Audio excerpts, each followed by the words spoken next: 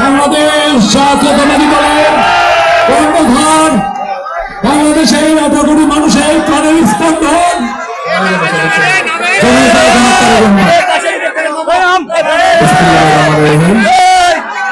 আজকের এই নির্বাচনী জনসভা সম্মানিত সভাপতি, মঞ্চে উপস্থিত প্রার্থীবৃন্দ এবং আমার সহকর্মীবৃন্দ এবং আমার সামনে উপস্থিত প্রিয় নওগাঁবাসী, প্রিয় মুরব্বীবর্গ, উপস্থিত মা বোনেরা, সহকর্মীবৃন্দ, আসসালামু আলাইকুম। আসসালামু আলাইকুম। কেমন আছেন আপনারা? বহু বছর পরে আজকে নওগাঁতে আসলাম। এই নওগাঁতে আমি অনেকবার এসেছি, নিশ্চয়ই এখানে অনেকেই আছেন। আগে প্রায় প্রতি শীতেই আমি আসতাম, সেই গ্রামে গ্রামে চলে যেতাম, কম্বল নিয়ে দুস্থ মানুষদেরকে কম্বল বিতরণ করতাম। এর বাইরে জয়পুরহাট জেলারও মানুষ আছেন, এখানে জয়পুরবাসীরাও আছেন। জয়পুরের এলাকাও বিভিন্ন জায়গায় শীতের গিয়েছি বিশেষ করে, এবং গিয়েছি কম্বল দুস্থ মানুষের জন্য। প্রিয় ভাই বোনেরা, এই নওগাঁ জেলা, জয়পুরহাট জেলা, দুটো জেলারই গণতন্ত্রের সংগ্রামে বিশাল একটি ঐতিহ্য আছে। এই দুটো জেলায় আমরা দেখেছি বিভিন্ন বাংলাদেশের অন্য জেলাগুলোর মতো এই দুই জেলা দেখেছি গণতন্ত্র পুনরুদ্ধারের আন্দোলনে এই জেলার মানুষ কিভাবে বিভিন্ন অবদান রেখেছে। কাজেই আমি সকলকে আজকে এই বক্তব্য শুরুর আগে আমি তাদেরকে সংগ্রামী শুভেচ্ছা এবং অভিনন্দন জানাই।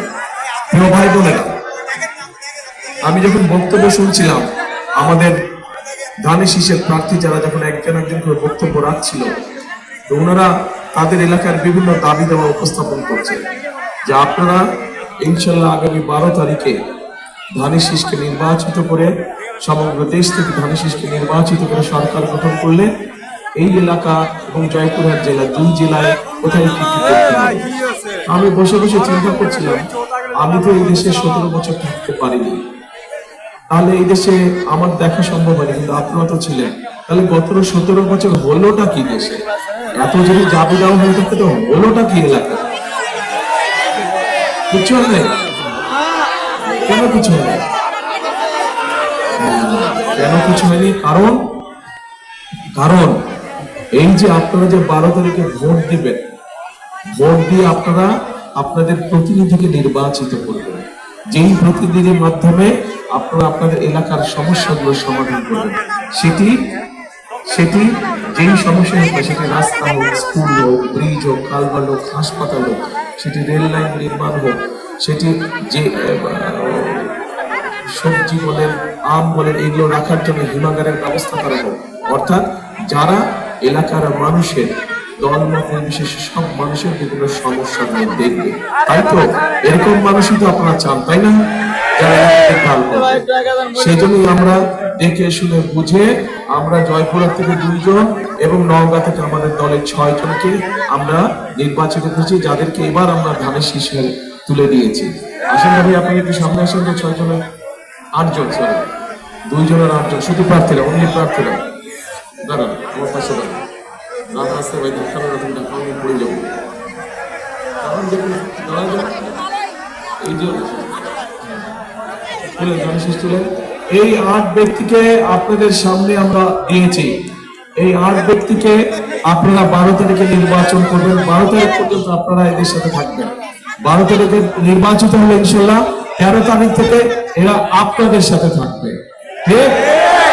ঠিক আছে তো? ছিলেন সবাইকে? এদের দায়িত্ব দিয়ে দিয়েছি, নির্বাচিত হবে। নির্বাচিত হওয়ার পরের দিন থেকে এলাকার উন্নয়নের জন্য তারা কাজ শুরু করবে। কাজে আমরা কি এই 8 জনকে নির্বাচিত করবো ইনশাল্লাহ 12 তারিখে? ইনশাল্লাহ। বসেন বসেন। প্রিয় ভাই বোনেরা, এই যে নওগাঁ জেলা বা জয়পুরহাট জেলা, এই দুটো জেলায় কিন্তু বিশেষ করে নওগাঁ জেলা, আমরা জানি বাংলাদেশের ধানের ভান্ডার। বাংলাদেশের সবচাইতে বেশি ধান এই নওগাঁ জেলা হয়। কিন্তু এই যে ধান হয়, বছরে করে 3টি ধান হয়, তাই না? 3টি ফসল হয়।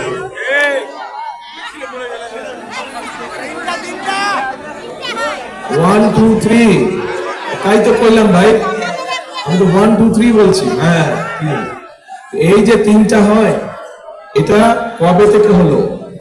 এটা শহীদ জিয়া রহমানের সময় থেকে এটা শুরু হলো।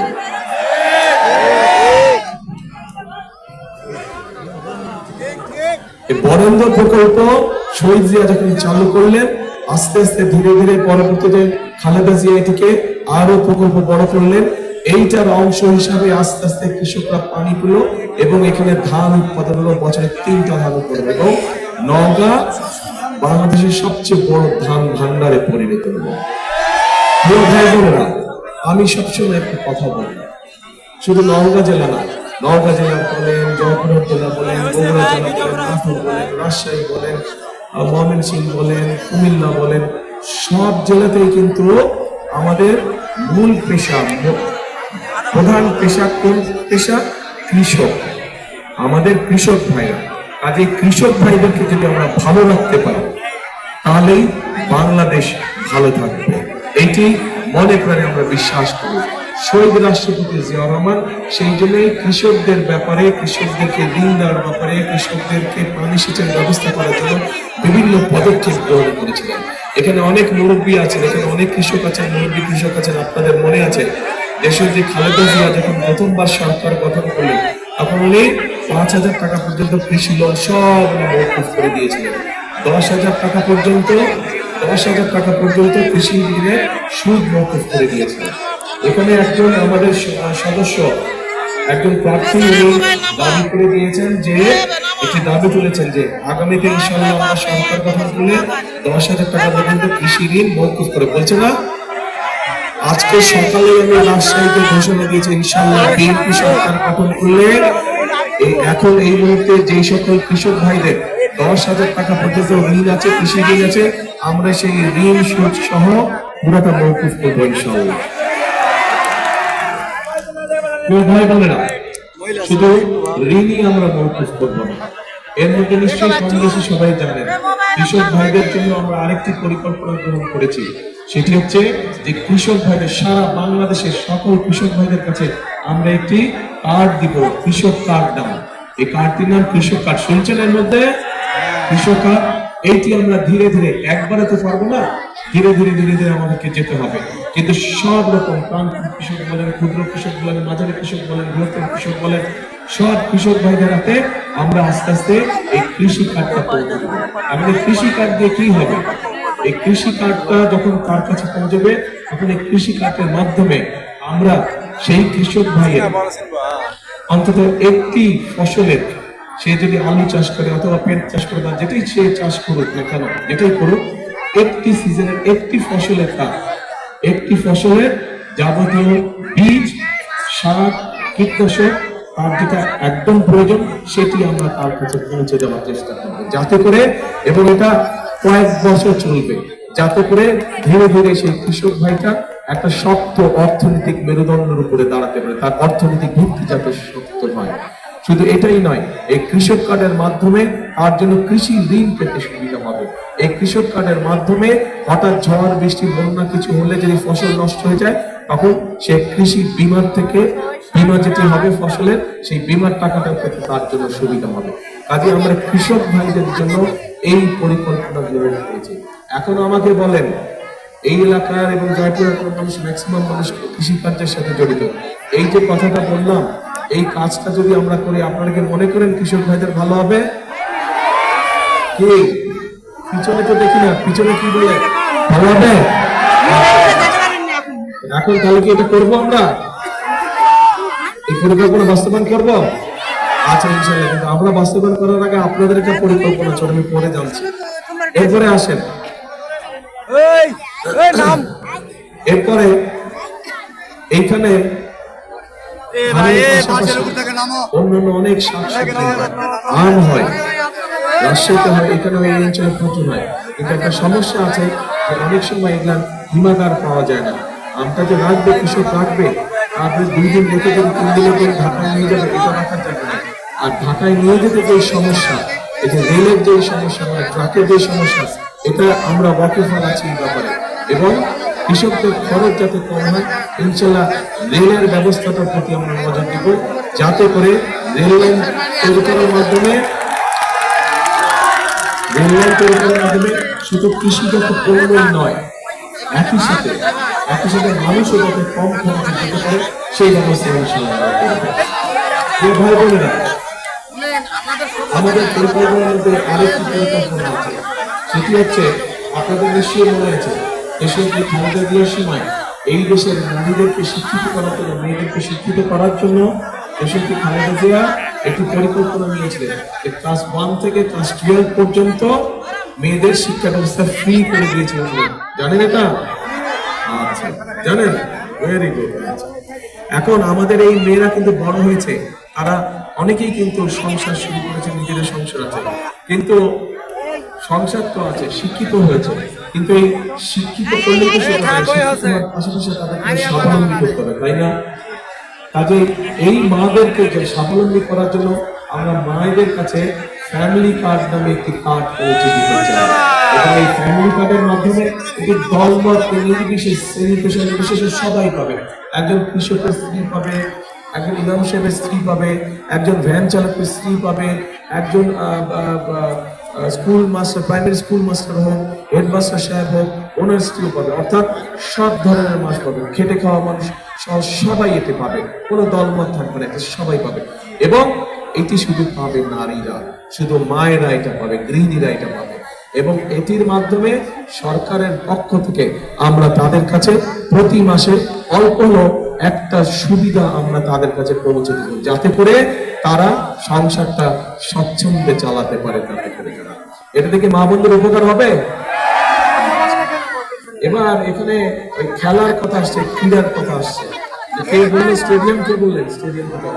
আচ্ছা, তো দলনীয় তো খেলাধুলা করতো, আপনি বিয়েতে ছিলেন না? ফুটবল শুনেছেন? হ্যাঁ, দলনীয় নিজেও খেলাধুলা করতো, ওই জন্য খেলার কথা বলে গেছে। কিন্তু এই খেলার ব্যাপারটা আলাদাভাবে আমরা চিন্তা করে রেখেছি।